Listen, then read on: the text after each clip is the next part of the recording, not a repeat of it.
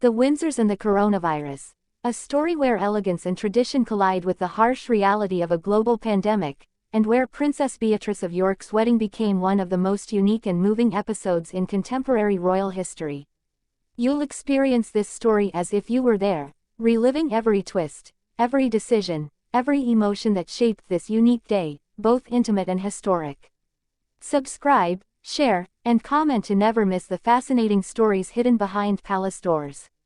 It all began in 2019, long before the word coronavirus became a part of our daily lives. Beatrice of York, eldest daughter of Prince Andrew and Sarah Ferguson, announced her engagement to Edoardo Mazzi, an Italian aristocrat, father of a little boy and heir to a family of noble origins. The British media went wild. Tabloids headlined this wedding, which promised to be one of the social events of 2020. We already imagined a grandiose ceremony, a spectacular dress, and the presence of crowned heads from all over the world.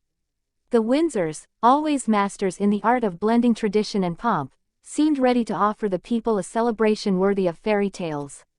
But the story would suddenly collide with reality. At the beginning of 2020, an unknown virus began spreading from Asia. The United Kingdom, initially cautious, quickly saw its infection figures climb. Public events were cancelled, gatherings restricted, and international travel banned.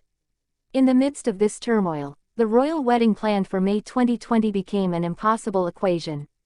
For Beatrice, the situation was even more complex. Her father, Prince Andrew, was at the center of a legal scandal linked to the Jeffrey Epstein affair, which already placed the bride in the spotlight of a press hungry for controversy. The idea of a lavish ceremony with a large number of cameras became not only impractical, but also politically delicate. The postponements continued. Initially postponed, the wedding seemed in jeopardy. Yet, in the shadows, Beatrice and Edoardo refused to give up. Their love hadn't waited for official blessings to grow, and it wouldn't fade in the face of a virus. So they decided to completely transform their vision. No more thousands of guests, no more pomp, no more carriage procession. The wedding would be intimate, almost secret, but it would take place.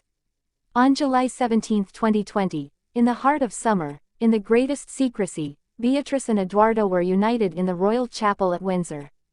Barely 20 people attended the ceremony. Among them were Queen Elizabeth II and Prince Philip, who came despite health precautions, as well as their parents and immediate family. Beatrice's dress became a symbol. Instead of ordering a custom-made creation, she chose to wear a vintage dress belonging to the Queen, designed by Norman Hartnell, which Her Majesty had worn in the 1960s. A gesture of emotion and respect, but also a way of marking this wedding with a touch of timelessness, as if to remind us that love and family survive all trials. The official images, released a few hours after the ceremony, went viral. A radiant Beatrice posed alongside Edoardo in the summer sunshine, in front of a flower-covered arch. Behind the smiles, one senses a particular emotion, that of having transformed a marriage cursed by circumstances into a deeply personal moment, sheltered from the media turmoil. On that day, for the first time in a long time, the royal family succeeded in offering a positive narrative, one of simplicity and sincerity, to a public weary of scandals and drama. But this wedding was notable not only for its reduced format. It also symbolized a turning point for the British monarchy. Accustomed to spectacular ceremonies broadcast live, the crown proved that it could also adapt, reinvent itself, and find a new form of elegance in discretion. In a world shaken by the pandemic, where everyone was relearning the value of family ties, the image of Beatrice and Edoardo, united in simplicity, resonated like a universal message. Even princes and princesses are not spared from life's ups and downs, but they can choose to face them with grace. Behind the scenes, this discreet wedding was also a blessing for Beatrice.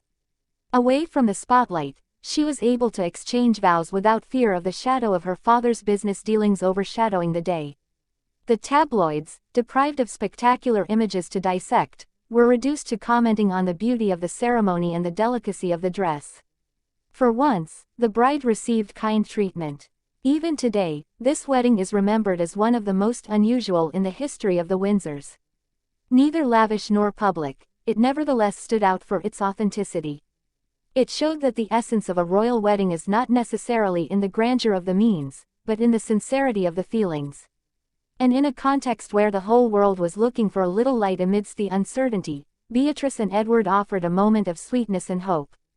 And you, do you think that this discreet marriage of Beatrice of York opened the way to a new way of conceiving royal unions in the future, more intimate, closer to the people, and less prisoner of spectacular traditions?